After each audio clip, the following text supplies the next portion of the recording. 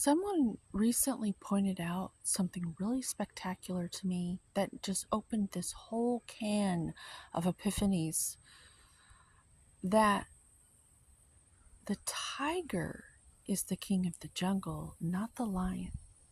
And that opened the can of consciousness to where I saw that the movie The Lion King has us thinking that the lion is king, when really, if you look at it, it's kind of the women do all the work and the man just sits there, and that's kind of how society has been running. And a lot of men work, and I'm not discrediting you at all, you do, but I'm thinking about like from like the 50s on, like men would go in their suits, and the woman would stay home, and they would try to look like a sex symbol and raise the children and clean the house and pick up the groceries, basically be everybody's personal assistant, and the guy probably fucked his secretary. So like it felt like the Lion King, and that's not the king of the jungle. The tiger is. And do you know, tigers are often in solitude, which means the women hunt for themselves and the males hunt for themselves. Um, Not like lions. Tiger, back to the tiger. The tiger is the king of the jungle. And then I got to thinking, female tigers are kings. And that in today's world, a lot of women don't feel safe being in relationships anymore because our grace is undervalued and just anticipated and expected to just be there doing all this stuff that we're only just now opening up to in terms of value, like Reiki, energy healing. I feel like mothers naturally emit this healing Reiki flow.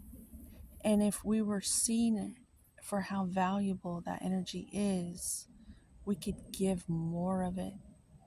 It would encourage us, and it would fill our cup in a way where it would recharge us like a battery instead of frittering away our energy like some new rich person who wins the lottery and gets themselves into all this trouble because they don't know how to handle money. And I see a lot of women back in the day, they would be taken for granted with their grace. And so today,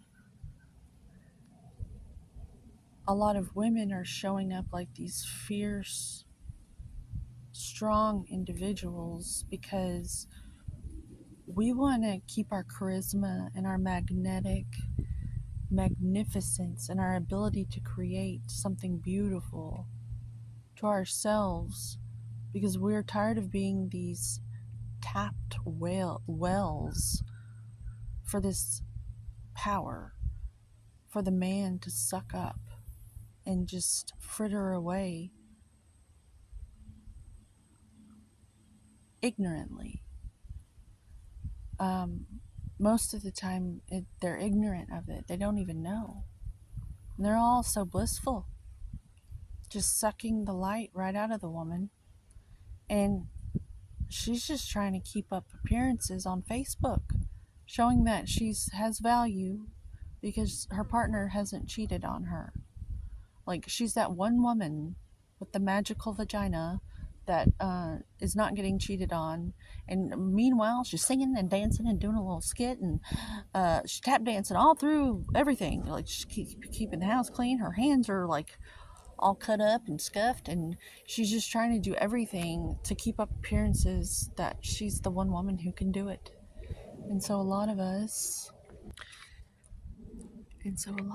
are taking our power back, and that is why it's kind of like Jurassic Park in that the park's returning to all females.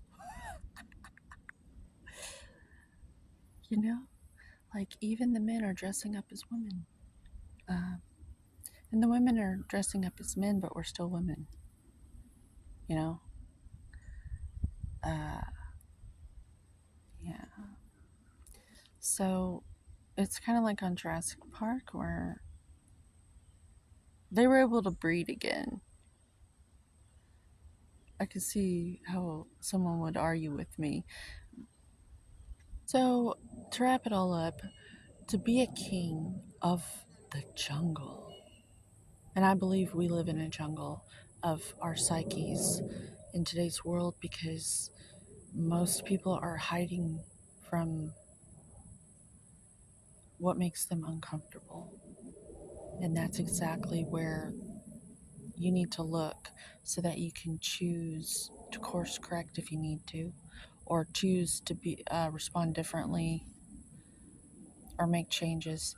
And so, to be a king in a psychological jungle of today's world, you have to earn your stripes. Uh, and you have to learn how to camouflage yourself so that you can, remain with your good results. Uh, which is why sometimes you have to dress like Clark Kent. So to tie it all in, uh, I want to talk about Mike Tyson and how I just love him. I love that one. That one. You know what I mean? Like, if we were all a family alive, like, we're all a contribution. I love that one. I'm a one, You're a one. I love that one. He's a special one. But he's got tigers or he has tigers, and he talked about on the Joe Rogan podcast that you don't stare at a tiger. You just don't do it. He said that if you do it for too long, they get upset and they consider it like fighting words. And it got me to thinking, I don't like to be stared at either. And honestly, I don't think any being wants to be stared at because it makes them feel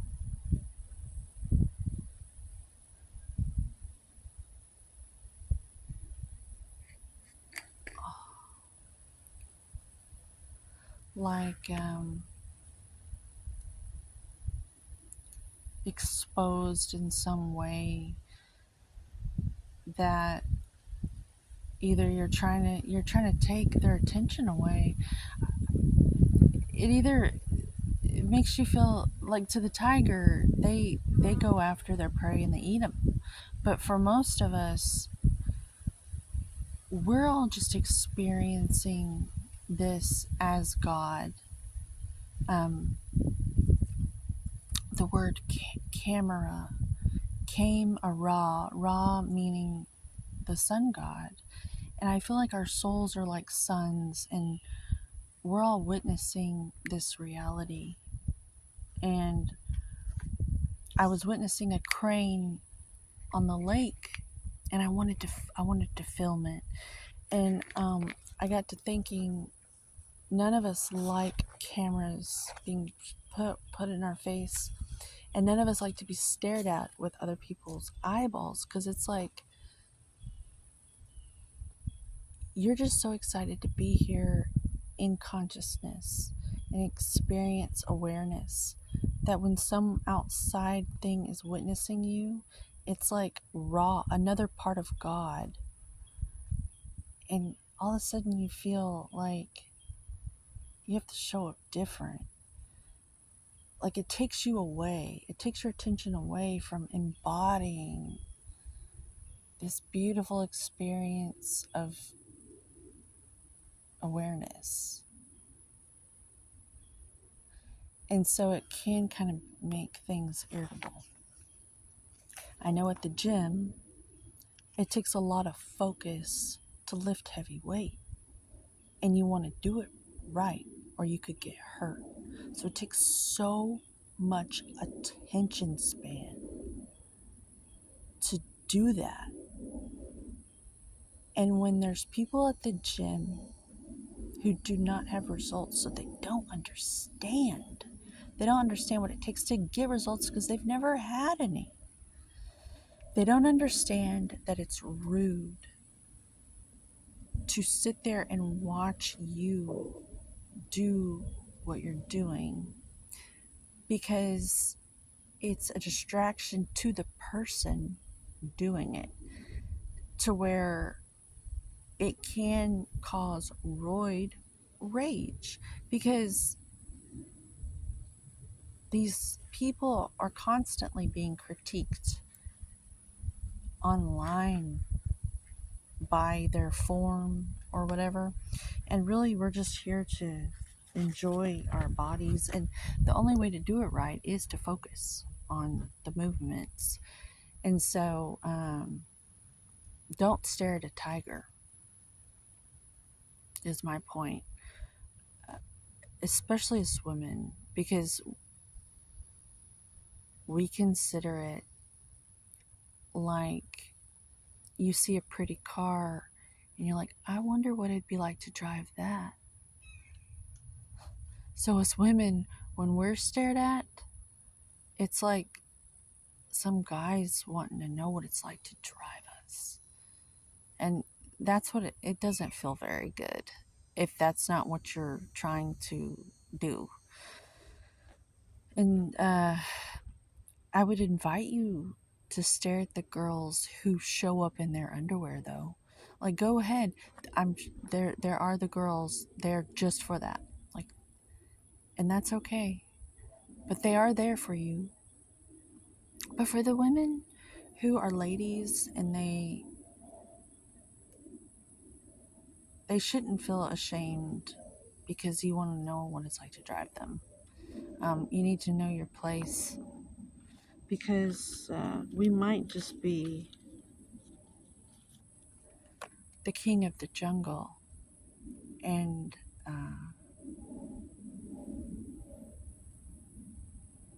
tigers consider it fighting words if you stare at them too long. And you might not like the feedback you get. Uh, it might not feel so warm and kind. And we've had to become like that as women during these times because, like I said, we're reserving our charisma and magnetism for ourselves.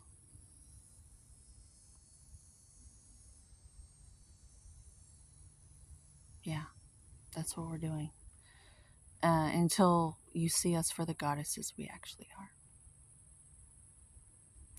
So, having said that, I'd like to close, and hopefully, this helps give someone some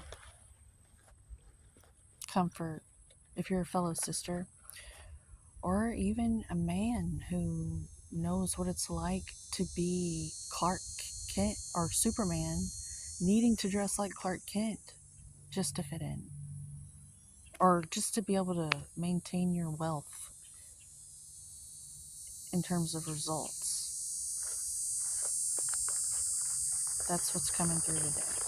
So, having said that, homeostasis to you, homeostasis to me, which is why I put out these messages, so we can all have vitality together, hopefully. Have a good day.